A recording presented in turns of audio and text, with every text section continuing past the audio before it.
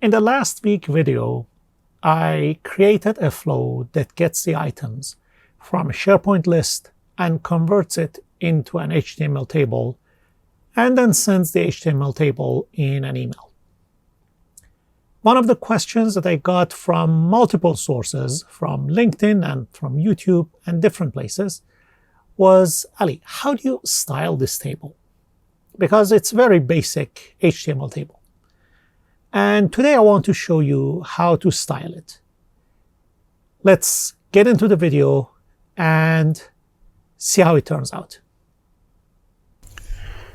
So in the previous video, we created the table in an email out of a SharePoint product list. Today we want to update the same flow and we want to make this table a little bit fancier. I think it looks pretty good, but I'm sure you can do better. Regardless, we want to learn the basics. So let's get into it. This is the flow that I created in the previous video. If you haven't watched that, I put the link right on the top here. So you can go there, follow that video, create this flow, and then you can follow me here for the styling. If you have done that, just open this HTML email table demo and you're good to go. Right under Create HTML Table, I want to capture the HTML and work with it. To do that, I click on this button and I add my magical control, which is Compose.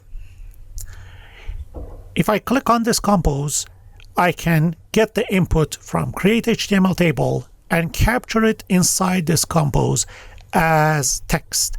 So if I click on Create HTML Table Output, I will have that table inside Compose. Let me just save it and test it again.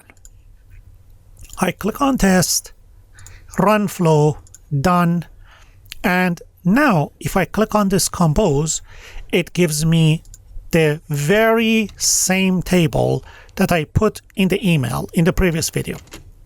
So I just copy it and I want to edit it in an HTML editor. There are lots of HTML editors that you can work with. I personally prefer Visual Studio. File, New, File, and I create an HTML page. I click on Open, and I just copy and paste the table that I have here. I just save it. I give it a name, for example, Table Styling 01. I click on Save, and then if I just double click on the file that I just saved, you will see the exact table that we worked with. Now we want to add style to it. So remember, we are out of flow now. Here we can add inline styles to the table. Although we can do it, I'd rather not to. The other way is just adding a style tag here. And I just say for table, for example, background color, make it yellow. Let me do it that light golden, whatever, so it's not going to look that bad. I just go back to the page, refresh, and you see now I have a background. But even this one is not my favorite. And the reason is that the page that displays this table may have some other tables, and this style will affect all of them. So I have to find a way that I can narrow down the scope of this style to this specific table. I prefer to give it an ID. So this ID is going to be my table and maybe underscore 001. I'd rather pick something that is unique. So give it a name that cannot be repeated.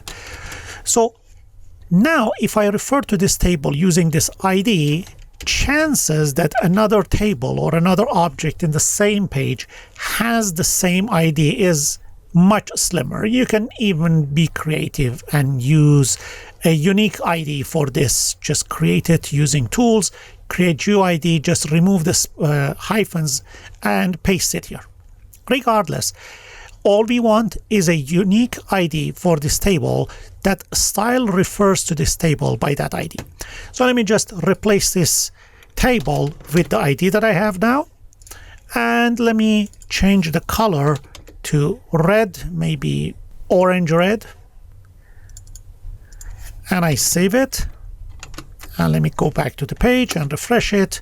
Now it takes the color, although it looks very ugly. So let me go back here and make it to like green. Probably this green yellow is a bit better than what it was before. Refresh. Yeah. Okay. So I have a background. Same way you can add as much as you want. So if I consider, for example, header, the th tag, I can give it a background. I can give it a font. So let's say my table and th, and I just add a little bit of style to it. And I say, for example, color, which is going to be the font color, is going to be navy. Save it, and I go back to the page again. And if I refresh it, you see the color changed. Same way I can add border. I mean, the sky is the limit. So let's say this one, instead of header, let me add, for example, the td tag inside the table. And I would say border 2 pixels. And it's going to be dashed, for example. And the color is going to be gray. Save. And I just refresh that. And you see the table looks like this. And even if you want to change the background color of these cells, you can change background color. And I change it to, yeah, good one. Okay. One of the best table designs in the history of development in the Milky Way. Fantastic. I like it. It looks cool. Now we want to take the style that we have here and pass it to our flow. First thing is that we need to assign this ID to the HTML that is created. It's very simple. So if you go back to the flow itself, you see that this compose takes the table and outputs the table. If I go to edit, I can have this compose to get this output and add the ID to it. To do that, I just remove this. I click here, I go to expression, and I use the function called replace.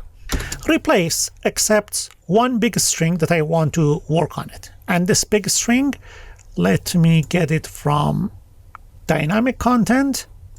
And it's going to be the create HTML table output. This is what I'm going to work with.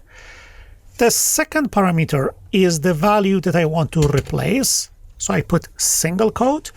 And if I go back to my HTML page, if you remember, before I add the ID here, it was something like this. So if I just replace this one with something like this, I will have table replaced by table space ID equals something. Fantastic. So what I'm trying to replace is this. I paste it here as the first parameter. And the final value, again, I put my double single quote and I add the entire thing here. Copy, and I paste it here. I click OK. So now Compose creates a table that has an ID, which is great. Now I create another variable. I'd rather create variables in the beginning typically. So I create another variable,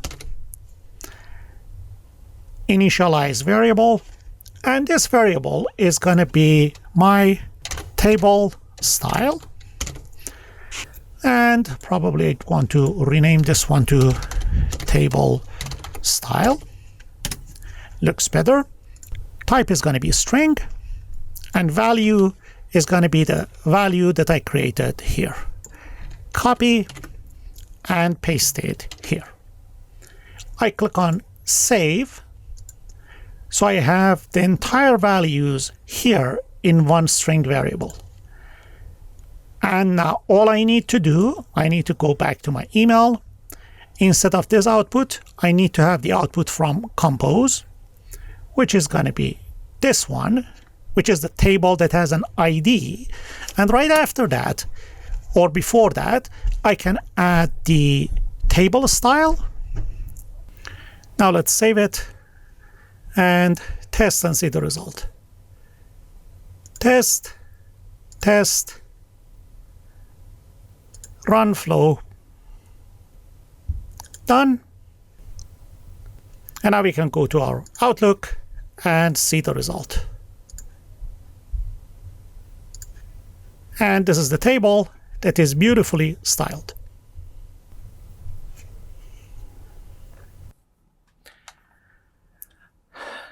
That was all about it. Sorry, I'm not the best designer and not that much of artistic talent, but I think you got the idea. You put your design and artistic talent together and make it much better than I did. Thank you for watching. Stay tuned till the next video.